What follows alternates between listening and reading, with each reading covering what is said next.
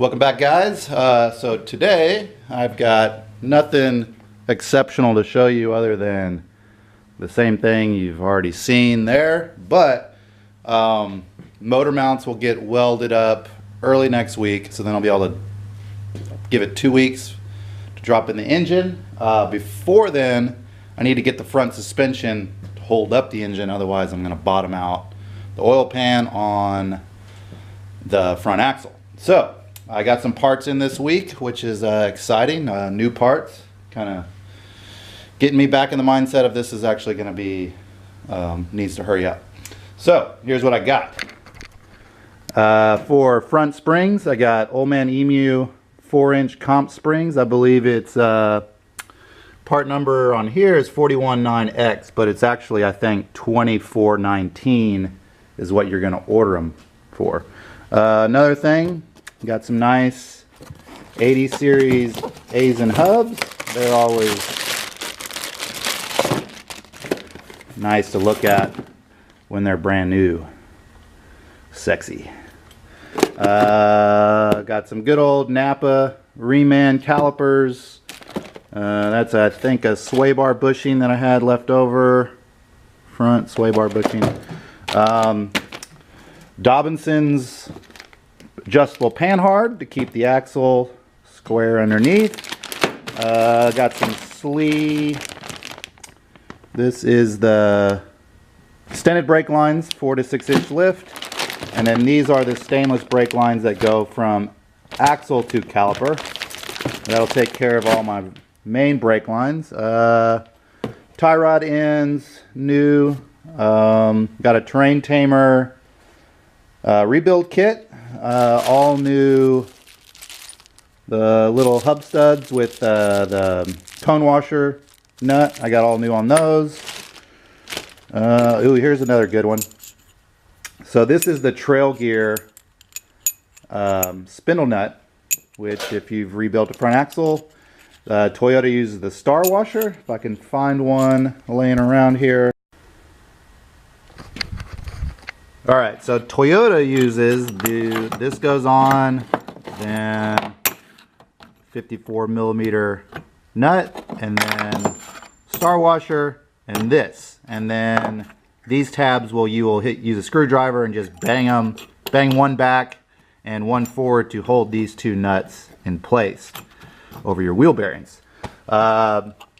This system does basically the same thing, but I find it a little more easy to deal with. So that goes on, and then you have your 54 millimeter nut goes on, and then this little piece goes on and it locks in. You can see it's got the little tab right there, that holds it on, and then you actually lock in the nut with those two little screws.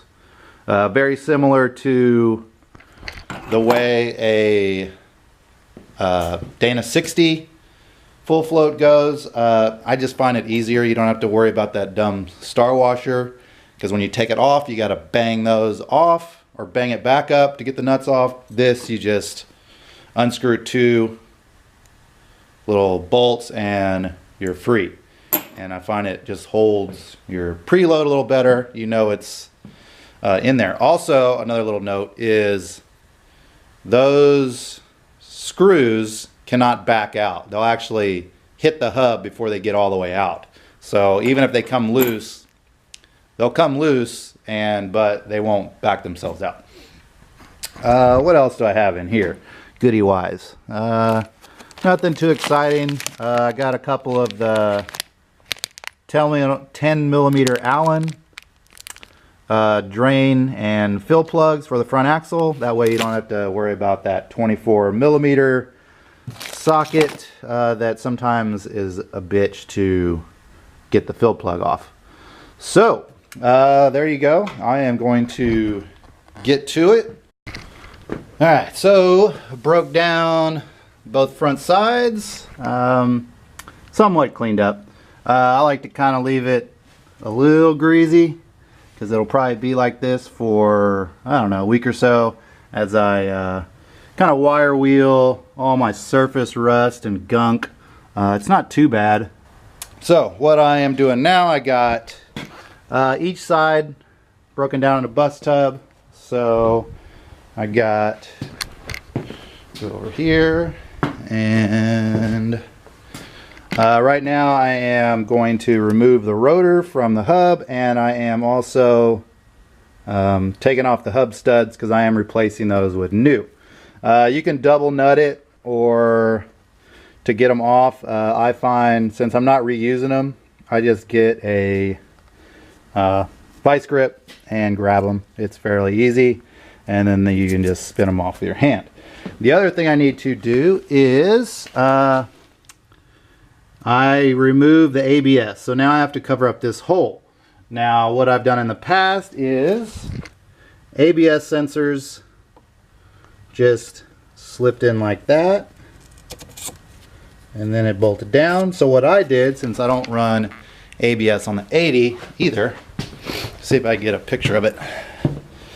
So what I did was just cut that piece off, cut this down to where it only went in just enough to seal, and then bolted it down and use it as kind of just a block off plate.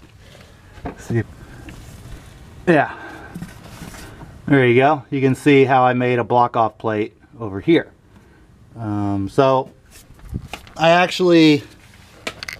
think I sold one, lost one, and then did the two on the 80, and then had to steal one because I lost one.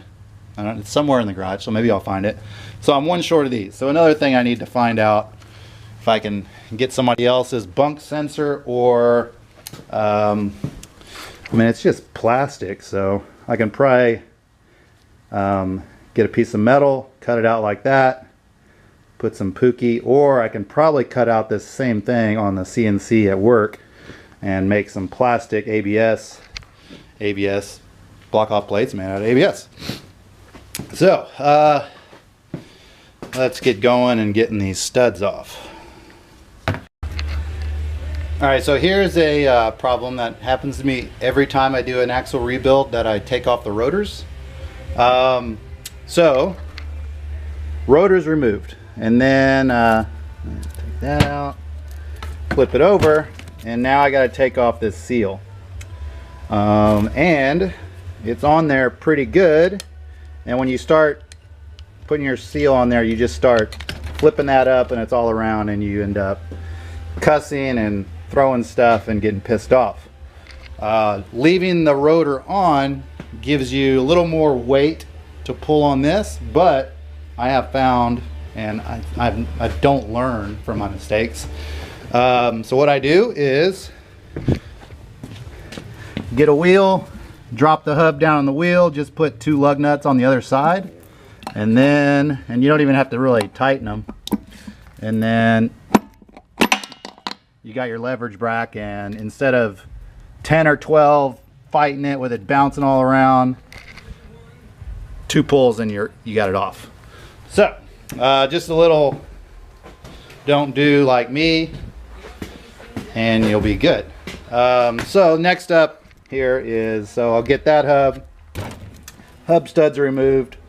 I'm gonna press out the lugs. One thing I forgot to order is new lugs. These don't look bad, but I do like to, when I did it on the 80, replaced all the wheel studs, and I need to do it on, I did it on the 40 as well, and I'll do it on this. It just, I don't know what kind of history this thing has. It only has 189 on it.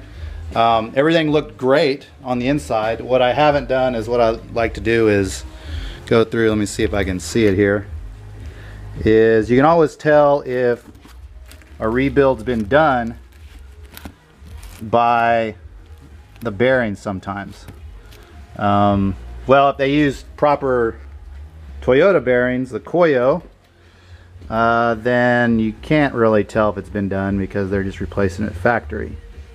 But this looks like it is an off-brand.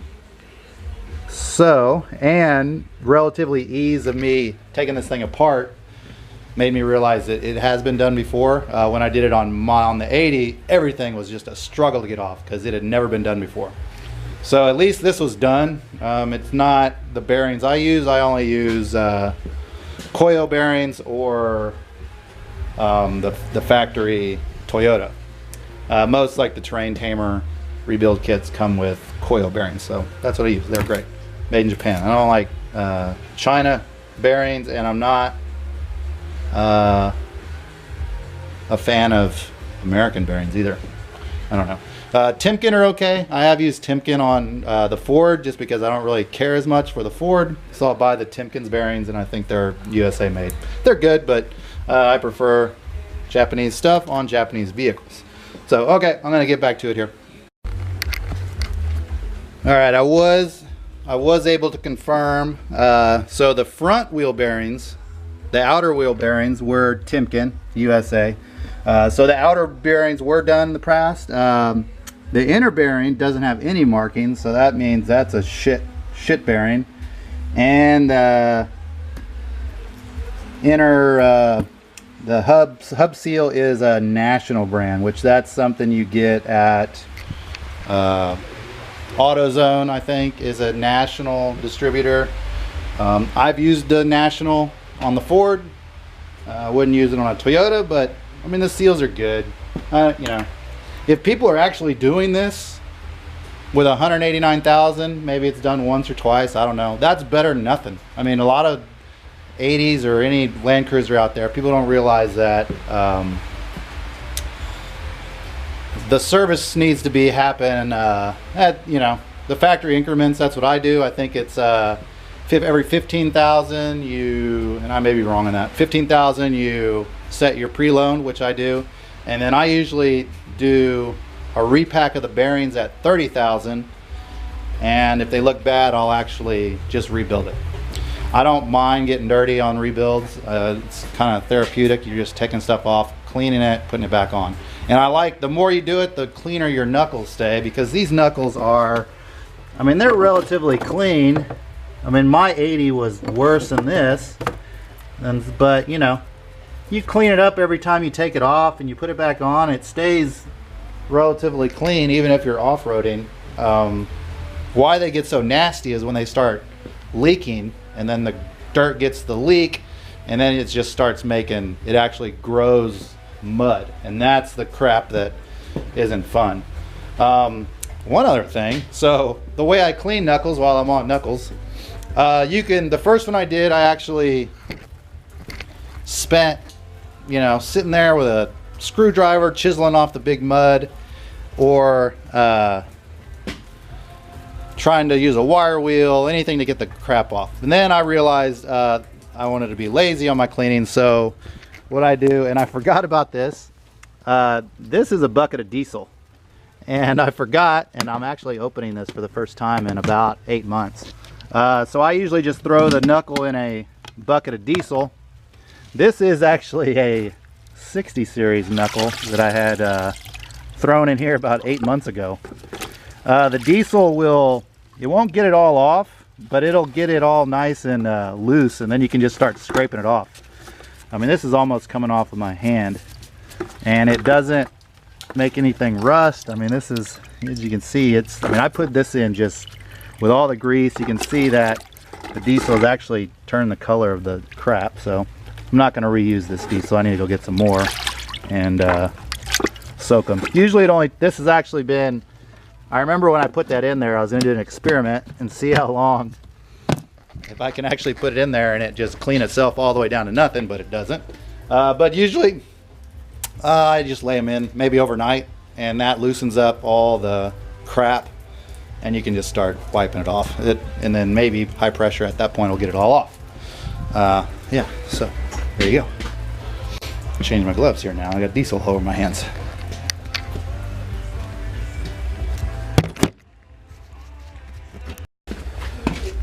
All right, so we are over here at the Harbor Freight 20-ton press. If you don't have one of these deals, this is one of the better Harbor Freight purchases I've ever made. I use it all the time on stuff it's supposed to do and stuff it doesn't do. But it will do The 20-ton will barely get out the control arm bushings, and it is the loudest bang you'll ever hear if you have ever taken out bushings out of the front control arm on an 80. But yeah, so easy enough. Presses right out, drops out, right at your feet, and make my little pop. Easy as that. Alright, so the last thing I recommend, and this is only because of my lack of following directions or lack of doing things in order. So now I'm to the point of removing the races from the hub, but the hub's all unlevel because I took out the studs that would have made it nice and level to bang out the races, but now I got those two locating pins in the way, and that's not fun to bang it out. So the last time I did this, I don't know if I showed y'all in a previous video, I have this nice board down here that I drilled 2 holes in to let's see here, put it in there, and it drops in, and now it's nice and sturdy.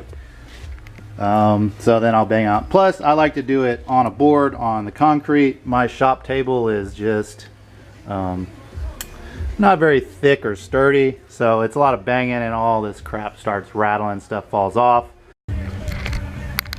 Alright, so everything is now broken down. Got everything's ready for cleaning here. I'll have to get some diesel this week, drop everything down in a bucket. Backing plate, I will be cutting down the backing plate. Rocks get caught up in there and make a bunch of racket. So I did the same thing on the 80. As you can see, the rotor's exposed, I guess, and the only thing you got to watch out for is your knuckle studs. The way it leaks down, it may get on the rotor. That's the only downfall I can see about doing that. Did it on the BJ40 as well. It's preference. There's no need for it. It's just I find the backing plate, gets dented, hits the rotor. All right, one last thing now that I'm done I wanted to show you guys is I got one more part I really needed. Was I got a hood. It is from a 73 or 74, I believe. Fold down windshield. And one thing I kind of learned was I wasn't too worried about, I noticed that some fold down windshields came with the windshield stops or whatever you want to call them. And I was thinking, well, if it didn't come with them, I'll just drill. But then when I got to this hood, I realized there is, where is it? Where's the damn holes? Yeah, right there. There's a little bit of bracing there for that reason. The other hoods do not have that bracing. My parts guy got it from, he suggested that because I was like, I don't really care. But I have the stops here, and I was able to get one of the bolts out and I snapped the other one. So I've been sitting this here for like 5 days now, and once a day I come over and spray it with some PB blaster just to let it in there, and I really don't know how I'm going to get that out. Whether I can weld a nut to it, but I'm afraid if I weld a nut to it that I'll burn up the rubber. Alright, so that's it for today. I am going to I don't think I'm going to do anything more to the axle. I'll get that this week, and next video hopefully I'll have the front suspension on, all painted up nice and pretty, and get in the process of putting the knuckle back together with all these goodies. So there you go. See y'all next time, guys. Subscribe to the channel. Thanks.